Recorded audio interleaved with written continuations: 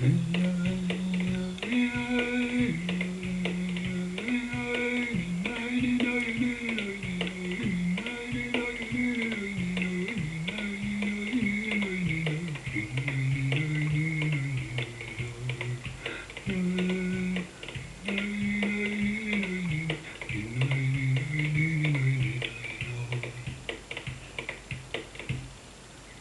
در برو در کف و معشوق کام است، سلطان جانم به چنین روز غلام است.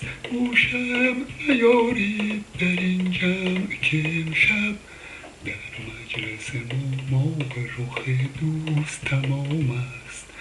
در مذهب ما باده حلال است، ولیکن بی روی تو ای سرو گل اندام حرام است.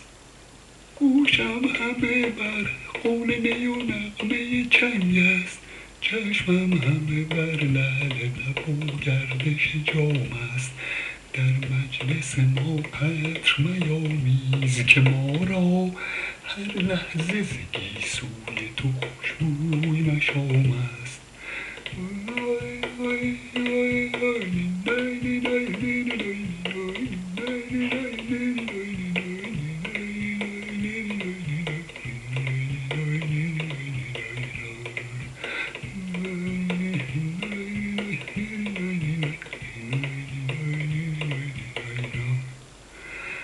از چاشنی قند مگو هیچ و ز شکر، زان رو که مرا از لب شیرین تو کام است.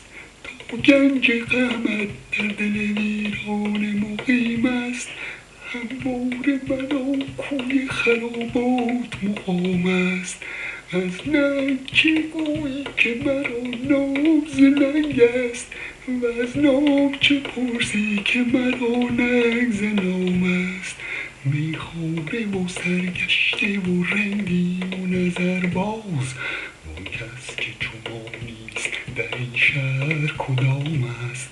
با محتسبم عیب مگویید که او نیز پیوسته چو ما در طلب عیش مدام است.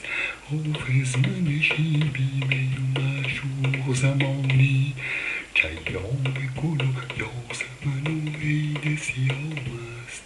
ایام گل و یاسمن و عید صیام است.